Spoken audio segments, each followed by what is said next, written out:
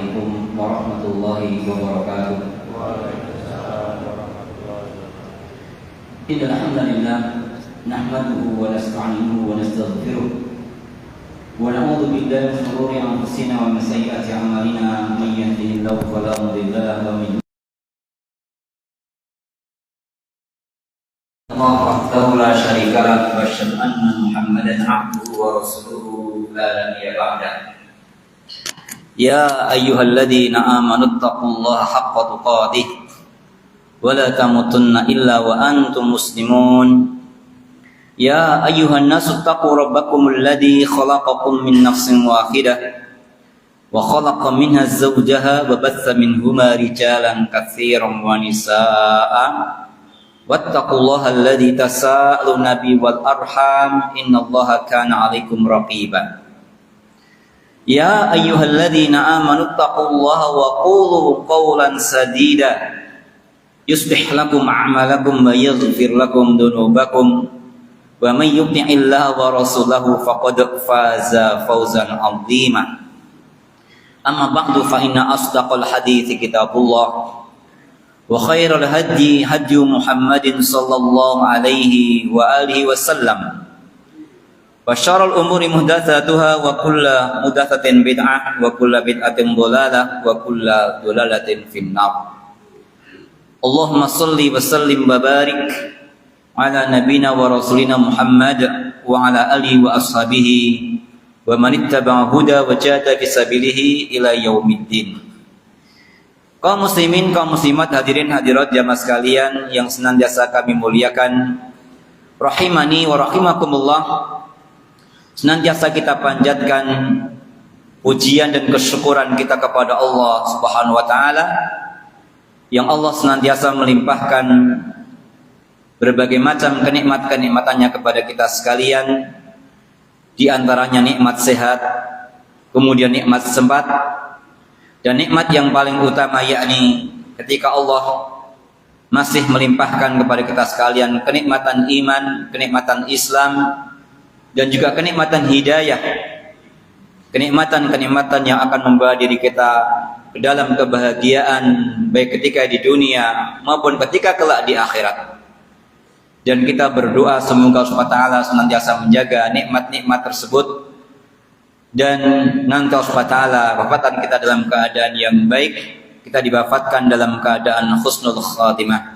Allahumma inna nas'aluka husnul khatimah wa na'udzubika min su'il khatimah. Amin ya rabbal alamin. Juga senantiasa kita sampaikan salam dan selawat kepada Nabi dan Rasul kita Muhammad sallallahu alaihi wasallam, juga kepada keluarga beliau, para sahabat beliau, dan seluruh umat beliau yang senantiasa menjalankan, menegakkan serta memperjuangkan sunnah-sunnah beliau hingga akhir zaman. Jamaah yang muliakan, insyaallah pada kesempatan malam hari ini kita masih akan melanjutkan pembahasan tafsir ayat-ayat yang berisi seruan Allah kepada orang-orang yang beriman, atau ayat-ayat yang diawali dengan kalimat ya ayyuhalladzina amanu. Dan kita masih pada pembahasan surat Al-Hajj ayat yang ke-77 dan 78. Dan pada malam hari ini kita masih akan membahas berkaitan tentang yakni makna atau mengenal arti jihad. Allah berfirman di dalam surat Al-Hajj ayat yang ke-78, wajahidu fillahi haqqa jihadih wastabakum wama ja'ala 'alaikum fid dini min haraj millata abikum Ibrahim wa sammakumul muslimina min qablu wa fi hadha liyakuna ar-rasulu syahidan 'alaikum rasulu syahidan 'alaikum wa takunu syuhada'a 'alan nas fa aqimus sholata wa atuz zakata wa'tasimu billahi huwa maulakum fa ni'mal maula wa ni'man nasir. Allah berfirman, dan berjihadlah kamu di jalan Allah dengan jihad yang sebenar-benarnya. Dia telah memilih kamu dan dia tidak menjadikan kesukaran untukmu dalam agama. Ikutilah agama nenek moyangmu Ibrahim. Dia Allah telah menamakan kamu orang-orang muslim sejak dahulu. Dan begitu pula dalam Al-Quran, agar Rasul yakni Muhammad sallallahu alaihi wasallam menjadi saksi atas dirimu dan agar kamu semua menjadi saksi atas segenap manusia. Maka laksanakanlah sholat dan tunaikanlah zakat dan berpegang teguhlah kepada Allah. Dialah pelindungmu, dia sebaik-baik pelindung dan sebaik-baik penolong. Jamaah kaum muliakan, pada pertemuan yang lalu kita telah membahas bagaimana tentang makna jihad, ya. Bahwasanya jihad tidak hanya kaum muslimin memerangi orang-orang kafir dengan berperang. Maka telah kita sampaikan menurut Al-Imam Ibnu Qayyim, beliau menyampaikan bahwasanya jihad itu ada 5. Yang pertama adalah jihad melawan hawa nafsu. Yang kedua jihad melawan syaitan.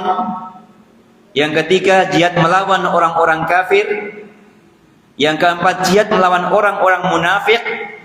Kemudian yang kelima adalah jihad melawan kemungkaran bid'ah dan juga kemaksiatan yang lainnya. Dan kita telah mulai membahas jihad yang pertama, yakni bagaimana jihad kita melawan hawa nafsu.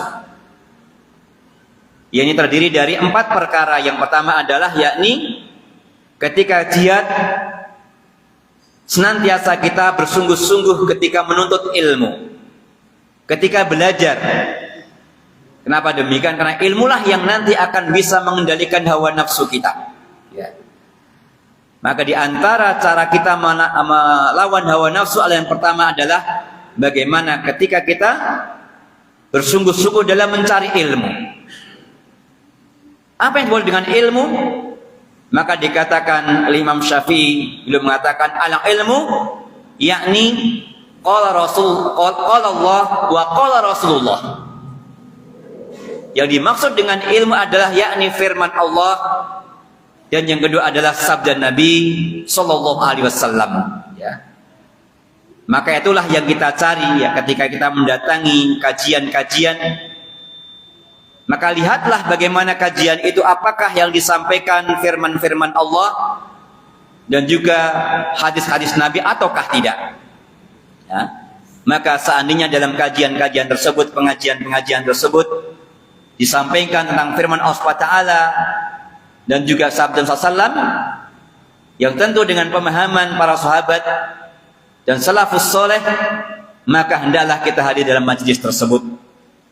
Dan telah kami sampaikan alangkah baik dan sempurnanya manakala keilmuan kita dalam Islam adalah keilmuan yang kafah, keilmuan yang menyeluruh, ya. Kita faham tentang akidah, kita faham tentang ibadah, kita faham tentang muamalah, kita faham tentang adab maupun akhlak dan ilmu-ilmu yang lainnya. Maka semakin sempurna ilmu yang kita dapatkan, maka semakin sempurna pula bagaimana kita beragama dalam agama Islam ini, ya.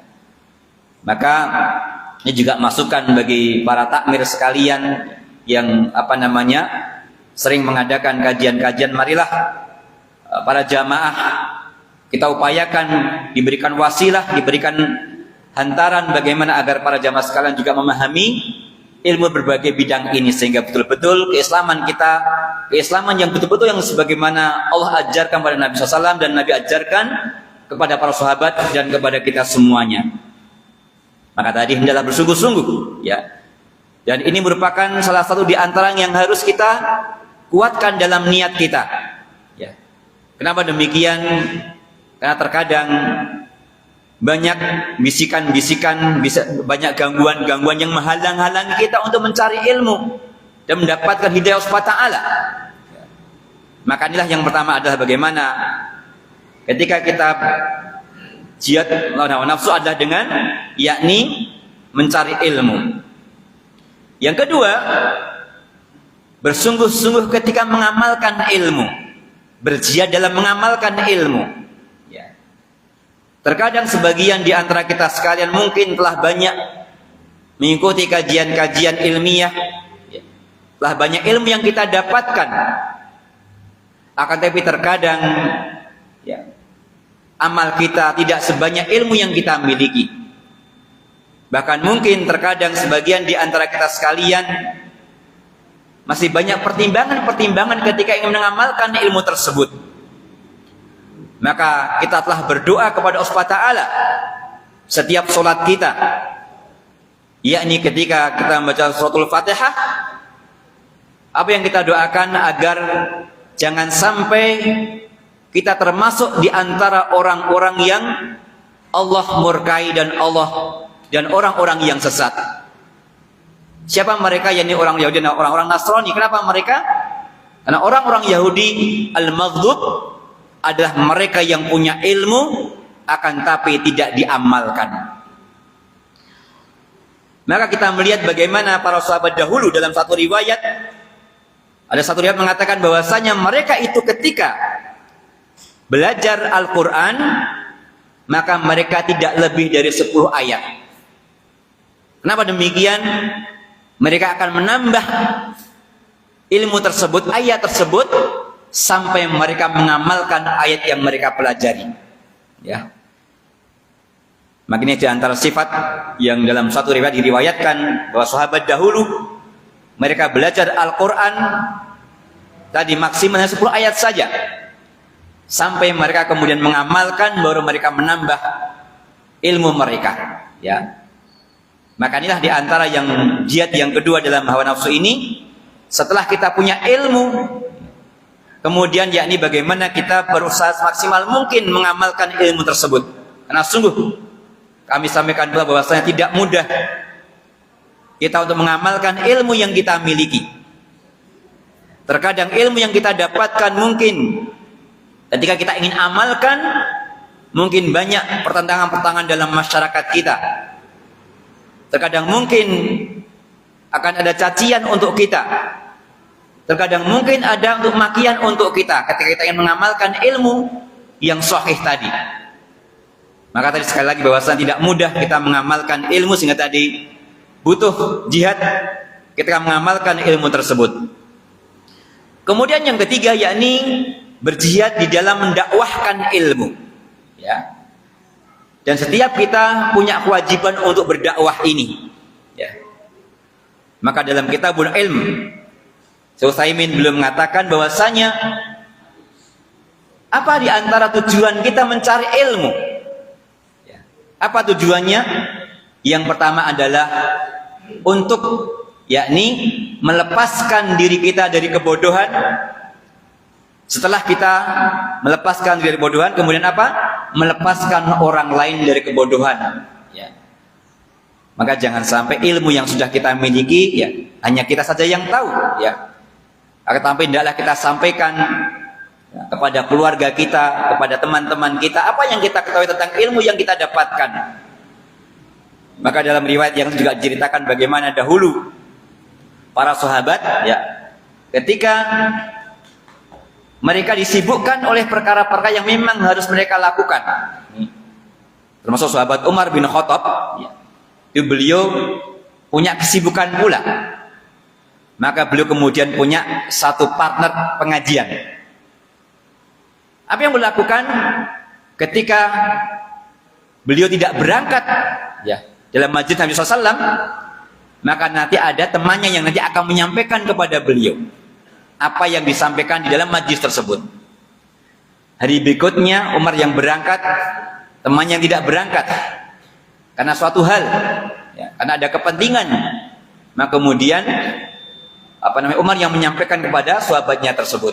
Ini bagaimana kewajiban kita sekarang, bagaimana setelah kita mempunyai ilmu, maka hendaklah kita menyampaikan ilmu yang kita miliki. Paling tidak bagaimana kita menyampaikan ilmu yang kita dapatkan kepada keluarga kita yang terdekat. Ya, mungkin kita sambil ngobrol ya dengan orang tua kita mungkin yang mungkin tidak punya kesempatan untuk datang ke majelis ilmu, atau mungkin istri kita yang kita tinggal di rumah tidak datang di pengajian kita. Kita sampaikan apa yang isi pengajian yang kita dapatkan tadi. Maka insya Allah itu akan mendatangkan faedah. Ya. Bahkan Nabi juga beliau bersabda, "Ballighu anni walau ayah." sampaikanlah dariku meskipun satu ayat saja. Ya. Tentu ayat yang disampaikan adalah tadi ayat yang benar, ya, yang kita fahami, dan kemudian baru kita sampaikan kepada orang lain. Nah, tadilah diantaranya bahwasanya kewajiban kita setelah kita mempunyai ilmu tadi, di samping beramal, yang kedua adalah ketika kita menyampaikan kepada orang lain. Kemudian yang keempat, yakni berjihad memerangi kesulitan di dalam berdakwah. Ya. Karena kita tahu bahwasan dalam dakwah ini akan banyak rintangan-rintangan yang kita hadapi. Ya. Bahkan kita bisa melihat bagaimana tantangan di zaman sekarang, ya, untuk menyampaikan kebenaran, menyampaikan dalil Quran dan Sunnah. Kadang-kadang kita susah menyampaikannya. Nama demikian karena tadi banyak pemahaman-pemahaman yang mungkin berbeda dengan yang kita sampaikan. Bahkan terkadang mungkin akan timbul fitnah dan sebagainya. Ya, maka kita belajar bagaimana Nabi SAW beliau mengajarkan kepada kita sekarang berjihad ketika beliau berdakwah. Ya. Beliau sampai dicaci maki, dikatakan orang gila, ya, dikatakan tukang sihir dan sebagainya, tapi beliau bersabar. Ya. Dan ini yang perlu kita contoh dari beliau SAW, bagaimana kesabaran beliau ketika mengajarkan kebenaran tersebut. Yang tadi ini perlu perjuangan kita, bagaimana ketika kita ada gangguan-gangguan dalam berdakwah, maka hendaklah kita bersabar. Dan kemudian tadi bagaimana kita bisa mensikapi dengan sebaik-baiknya kesulitan dakwah yang akan senantiasa mengganggu dalam dakwah kita. Ya. Maka inilah 4 di antara bagaimana cara kita jihad melawan hawa nafsu. Yang pertama adalah berjihad di dalam mencari ilmu. Yang kedua, mengamalkan ilmu. Yang ketiga, mendakwahkan ilmu. Kemudian yang keempat adalah bersabar ketika mendakwahkan ilmu tersebut. Kemudian yang kedua, yakni jihad memerangi syaitan. Ya. Dan telah kita ketahui bahwasanya dalam surat Al-A'raf, maka syaitan itu senantiasa akan menggoda manusia, menyesatkan manusia dari arah manapun. Maka para ulama menjelaskan bahwasanya di antara bentuk, ya, jihad melawan syaitan itu ada 2. Kalau tadi ada 4, sekarang ada 2. Apa itu? Yang pertama adalah jihad untuk mengatasi yang namanya syubhat. Ya. Apa syubhat itu? Syubhat adalah kerancuan, ya. Sesuatu yang membingungkan kita dalam beragama. Ya. Maka Nabi pernah beliau ketika suatu saat ingin menjelaskan tentang as-siratal mustaqim, maka beliau kemudian menggambar satu anak panah yang lurus. Ya. Dan beliau kemudian belum baca ayat wa anna hadza siratal mustaqim. Dan kemudian beliau menggambar cabang-cabang yang banyak di antara anak panah yang lurus tadi. Dan kemudian beliau mengatakan, bersabda, inilah jalan syaitan. Ya. Maka syaitan itulah yang menyebabkan manusia kaum muslimin terpecah belah. Ya. Itu adalah cara syaitan untuk bagaimana memecah belah kaum muslimin dengan berbagai macam pemahaman-pemahaman yang tadi. Itu adalah bagian daripada syubhat yang dihembuskan oleh syaitan. Ya. Maka muncullah kemudian berbagai macam pemikiran-pemikiran dalam agama, ya, yang itu merupakan bagian daripada syubhat yang setan hembuskan pada kita sekarang kaum muslimin, ya. Dan ini Nabi sudah memberikan gambaran kepada kita sekarang memang demikian. Maka itulah cabang-cabang yang akan membelokkan kita dari jalan yang lurus adalah merupakan bagian daripada jalan setan. Maka Nabi kemudian beliau, ya, berpesan, jadi sebagaimana dalam hadis menjelang ajal beliau menyampaikan bahwa nanti kaum muslimin juga akan terpecah belah, dan juga nanti akan banyak perkara-perkara yang baru yang diadakan oleh kaum muslimin. Syubhat-syubhat tadi, Maka kemudian apa yang beliau perintahkan kepada kita sekalian, hendaklah kita memegang sunnah Nabi, agama Islam yang Nabi bawa tersebut, sebagaimana atau dengan menggunakan gigi geraham kita dengan kuat-kuat, ya. Dan kita akan mengetahui mana yang sunnah, mana yang tidak, manakala kita punya ilmu dengan sumber yang benar, ya. Apalagi sekarang banyak syubhat-syubhat yang dihembuskan dan sangat mudah kita dapatkan, ya. Kita buka aplikasi di YouTube kita ataupun yang lainnya, maka syubhat siap menyambar-nyambar kita, ya. Banyak mubalik para dai-dai, para ustadz-ustadz yang tadi mengembuskan sebagian syubhat tadi, ya, dengan pemahaman-pemahaman yang menyimpang dengan yang seharusnya, ya. Itulah bisikan syaitan. Maka syaitan senantiasa ingin agar kita tidak berada dalam yang lurus atau shiratal mustaqim. Maka tadi yang pertama adalah kita berjihad melawan, yakni syubhat. Dengan apa tadi? Ketika kita belajar agama dengan cara yang benar, memahami Quran dan hadis dengan cara yang benar, itulah yang akan menyelamatkan kita dari sambaran syubhat tersebut. Yang kedua adalah yakni jihad melawan syahwat, ya. Kecenderungan kita untuk berbuat kemaksiatan, kecenderungan kita untuk melanggar yang Allah larang kepada kita sekalian. Ini juga merupakan bagian daripada bisikan syaitan. Maka syaitan senantiasa akan membisik-bisikkan kepada kita sekalian untuk berbuat kemungkaran.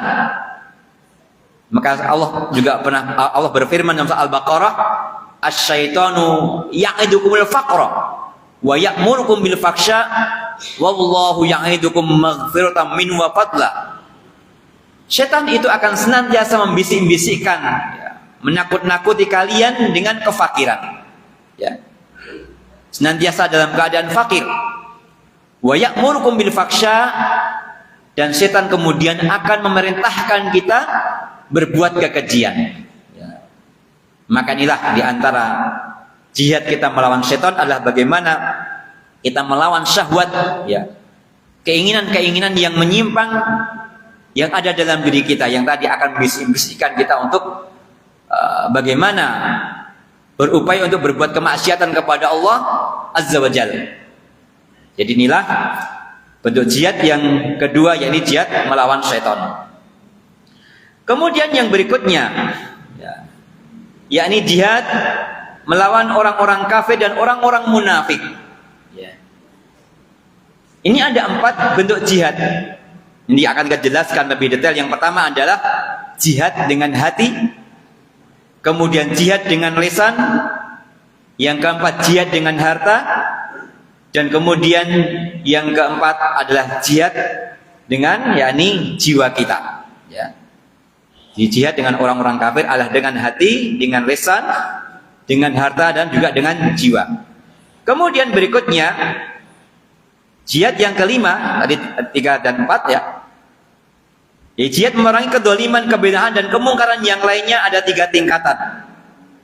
Yang pertama adalah jihad dengan menggunakan tangan apabila mampu atau kekuasaan.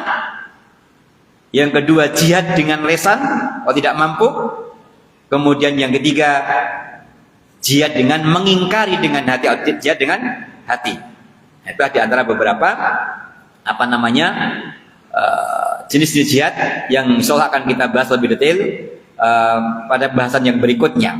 Nah, itulah yang kemuliakan beberapa di antara bentuk jihad. Nah, kita akan masuk beberapa jihad yang penting kita fahami sehingga tadi kemudian dengan memahami mana jihad ini kemudian nanti kita bisa termasuk orang-orang yang bisa menang ketika berjihad tersebut.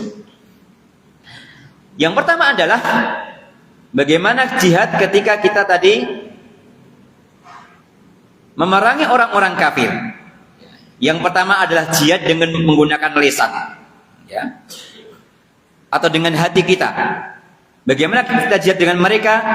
Yakni ketika kita tidak berwala kepada mereka, kita tidak berkasih sayang kepada mereka dan tidak ridho kepada mereka, ya.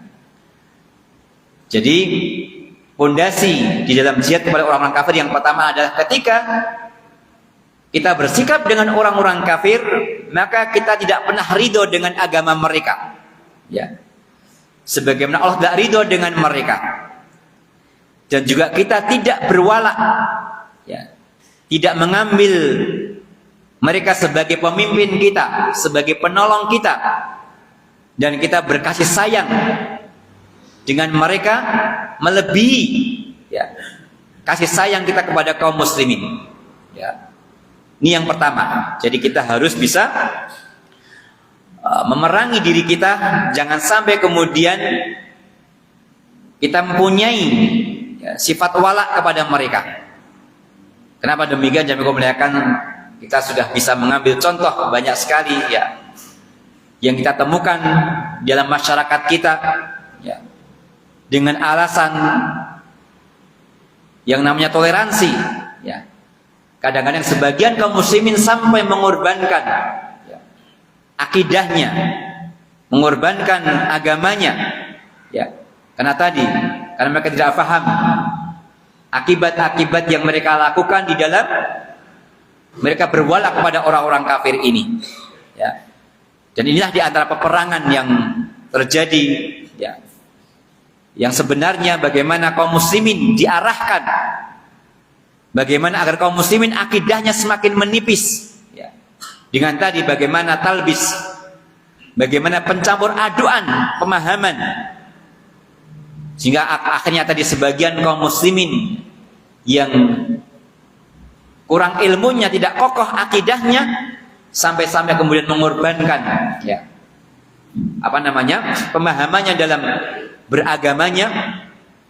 Kemudian tadi mereka tidak bisa lepas dari syubhat kerancuan bagaimana dengan orang-orang kafir tersebut, ya.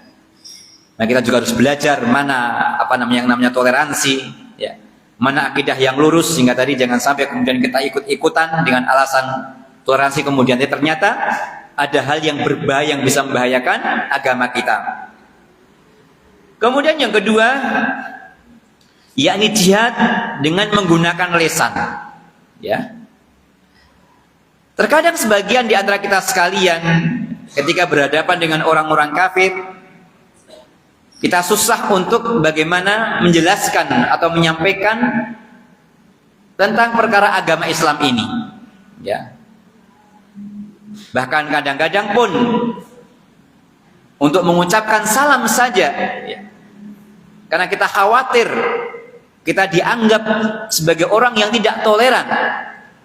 Terkadang salam yang agung dalam agama kita dengan assalamualaikum, bahkan terkadang kemudian dicampur dengan salam-salam agama selain dari agama Islam, ya, dengan berbagai macam bentuk-bentuk salamnya. Inilah jihad lisan kita, ya. Meskipun bagi para pejabat tidak mudah, ya. Karena terkadang ketika memberikan sambutan terus di dalam teksnya sudah ada salam yang kemudian dicampur dengan salam agama yang lain, ya. Padahal terkadang salam agama lain tadi ada unsur-unsur membenarkan agama mereka, ya. Padahal ini lisan pun sangat berbahaya, ya.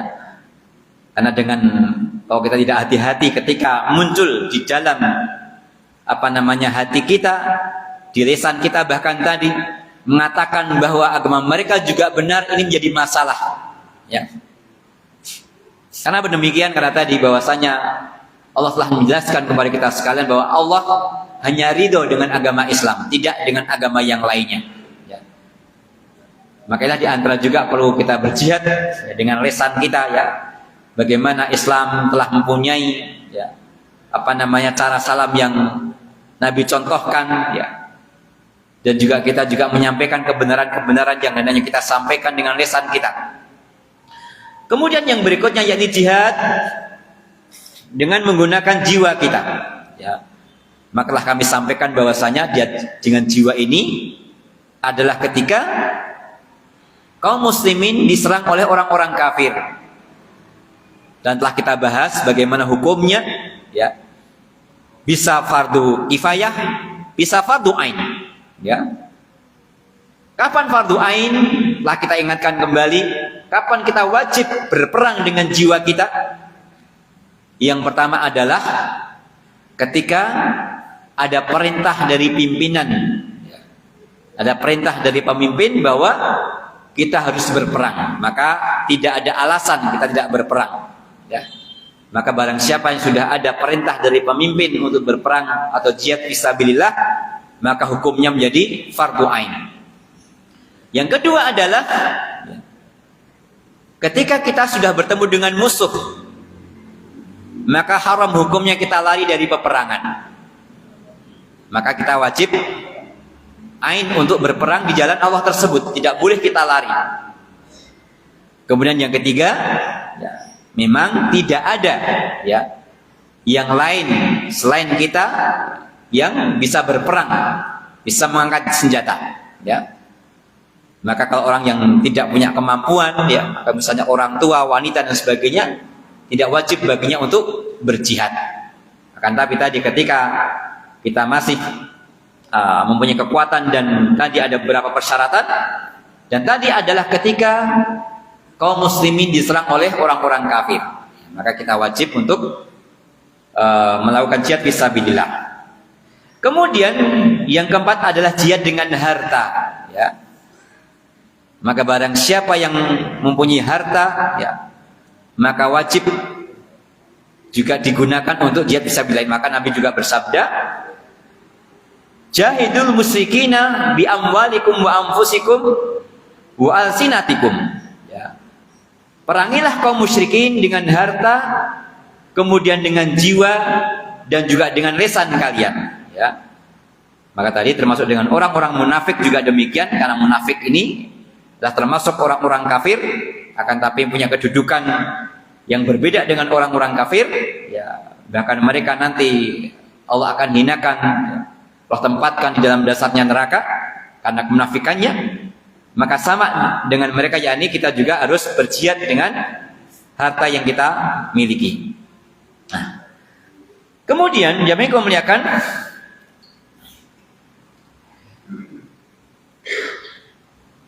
yang berikutnya adalah jihad ketika melawan kedzaliman, kebid'ahan dan juga dengan kemungkaran yang lainnya. Nabi pernah bersabda dari sahabat Abu Sa'id Al-Khudri, sami'tu Rasulullah sallallahu alaihi wasallam yaqul, man ra'a minkum munkaran falyughayyirhu bi yadihi, fa in lam yastati' fa bi lisanihi, fa in lam yastati' fa bi qalbihi, wa dzalika adhaful iman. Bila menyampaikan, aku pernah mendengar Rasulullah SAW beliau bersabda, siapa di antara kalian yang melihat suatu kemungkaran, maka hendaklah ia merubah dengan tangannya. Ya. Para ulama menjelaskan apa yang dimaksud dengan tangannya ini. Dengan tangan itu bukan berarti dengan kekerasan, ya. Bukan dengan pedang, bukan kemudian dengan merusak, ya.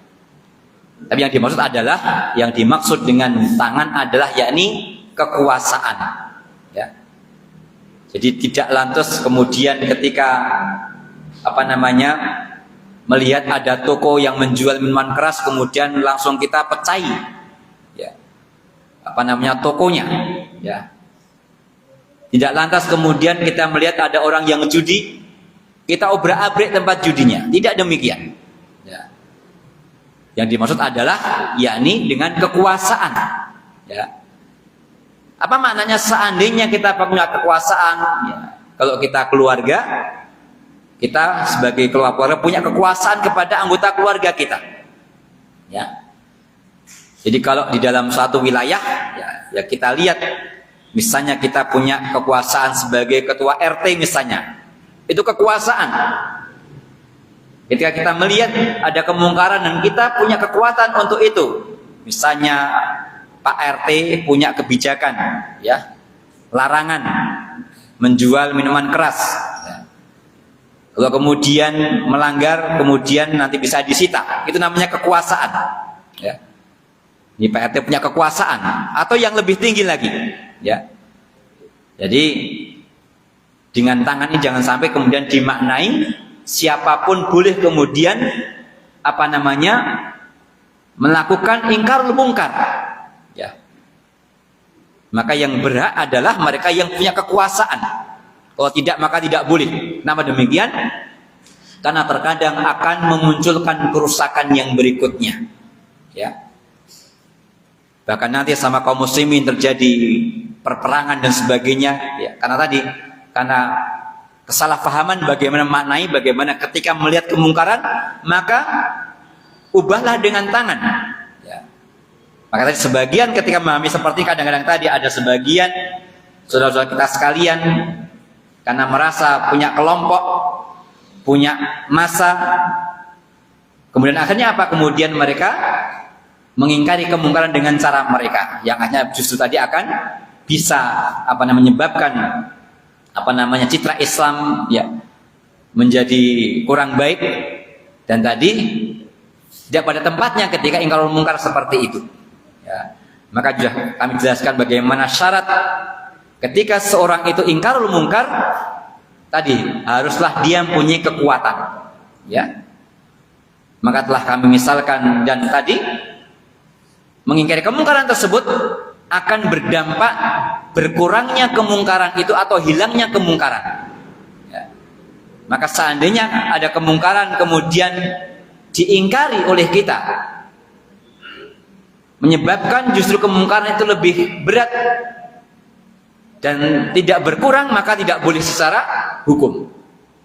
Maka pernah kami sampaikan kisah bagaimana Syekhul Islam Taimiyah, dia seorang ulama, seorang alim. Pernah suatu saat beliau lewat sekelompok pemuda yang dalam keadaan mabuk. Kita tahu mabuk adalah perbuatan haram, ya, perbuatan maksiat kepada Allah. Akan tapi beliau ketika lewat itu tidak melakukan apapun, meskipun beliau seorang ulama. Beliau tidak lantas kemudian menasihati pemuda tadi, ya. Tidak lantas kemudian beliau mengambil botol minumannya atau yang lainnya. Nah, kemudian para muridnya bertanya, kenapa engkau tidak mengingkari perbuatan mereka? Ya. Apa kata Syekhul Islam? Maka beliau mengatakan, seandainya ya, aku mengingkari mereka, maka justru nanti akan banyak kerusakan yang akan mereka lakukan. Ya. Mereka bisa membunuh dengan senjata yang mereka miliki. Mereka bisa merusak rumah, mereka bisa merusak orang dan sebagainya. Ya. Maka tadi karena Ibnu Taimiyah dengan ilmunya tahu kalau kemungkaran itu diingkari menyebabkan kerusakan, maka meskipun itu kemaksiatan, maka beliau tidak melakukannya. Ada waktunya, ada masanya bagaimana mengingkari perbuatan tersebut. Maka tadi yang dimaksud dengan mengingkari dengan tangan adalah yakni dengan kekuasaan. Kemudian yang kedua, ketika kita tidak mampu untuk mengingkari dengan kekuasaan kita atau dengan tangan kita tadi, maka yang kedua adalah dengan lisan kita. Ya. Kalau kita tidak punya, paling tidak dengan apa? Dengan lisan itu misalnya dengan memberikan peringatan-peringatan, memberikan nasihat-nasihat, ya, dengan yang baik, ya. Maka itu boleh jadi akan bisa mendatangkan manfaat bagi orang yang buat kemungkaran tersebut. Kemudian yang terakhir, seandainya kita tidak mampu untuk melakukan pengingkaran kita dengan lisan, maka paling tidak hati kita mengingkarinya. Ya. Jangan sampai kemudian kita setuju dengan apa yang mereka lakukan. Maka itulah tiga tahapan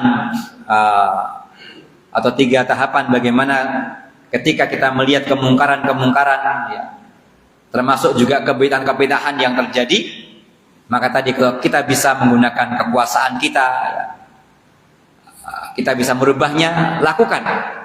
Kalau tidak, ya tadi misalnya juga di sini misalnya kekuasaan ini misalnya kalau kita sebagai takmir, itu juga bisa lakukan. Yang takmir misalnya tahu ini perbuatan tidak ada tuntunannya, maka takmir bisa kemudian misalnya melarang mengadakan acara tersebut, ya. Atau paling tidak tadi bagaimana mencegah. Dan kalau bisa tadi, kalau tidak bisa juga memberikan nasihat, ya. Itu juga penting. Berarti ini ada kekuasaan. Kenapa takmir punya kekuasaan untuk itu? Tidak lantas kemudian semuanya untuk mengingkari kemungkaran tersebut. Ya.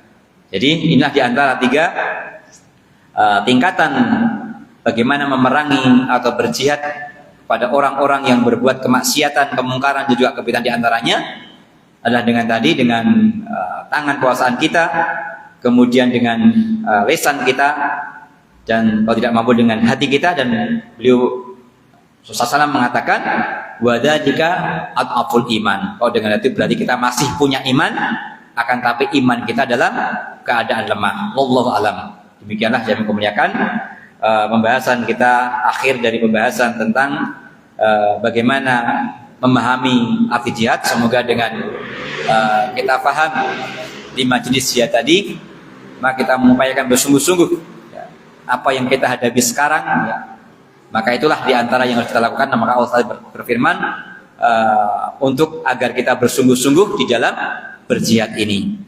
Wassallallahu ala nabiyina Muhammad wa ala alihi washabihi ajmain. Wa akhiru da'wana alhamdulillahi alamin. Kita akhir dengan kafaratul majlis. Subhanakallahumma wa bihamdika asyhadu an la ilaha illa anta astaghfiruka wa atubu ilaik. Mohon maaf. Assalamualaikum warahmatullahi wabarakatuh.